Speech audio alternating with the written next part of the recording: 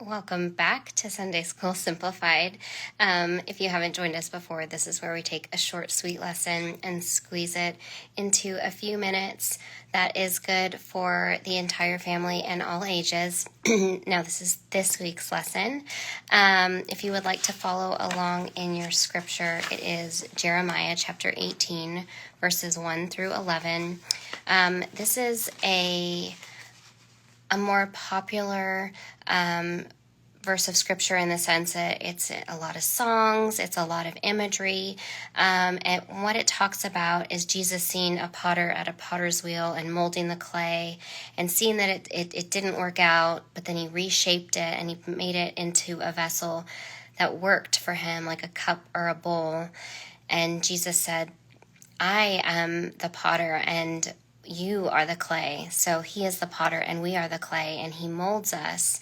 Sometimes it takes a lot of time extra. Sometimes it doesn't always work out the way that we perceive it should.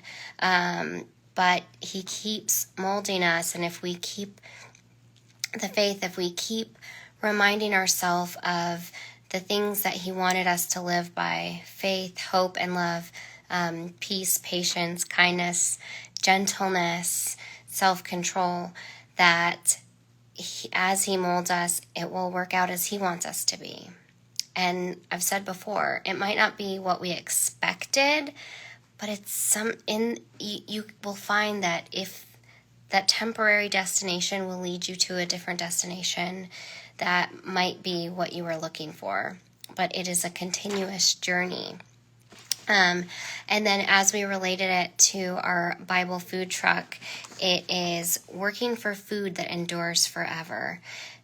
Jesus gives us that which never spoils. Now, in our last lesson, we talked about food that does spoil. And if we don't put our faith in God, it can turn out not so great.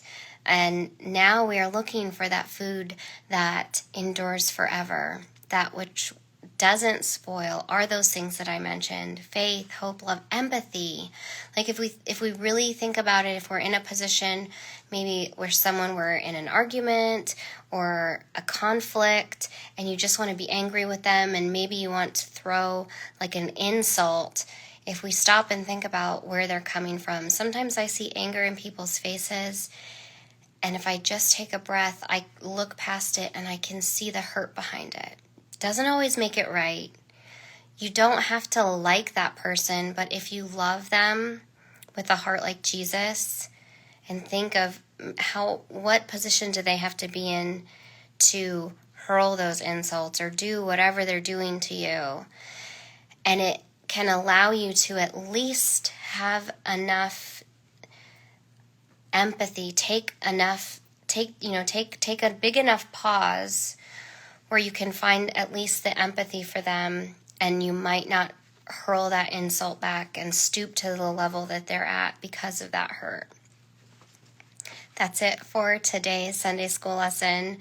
I pray that you have a healthy and happy and safe week moving forward, and we'll see you next time. Go Vols.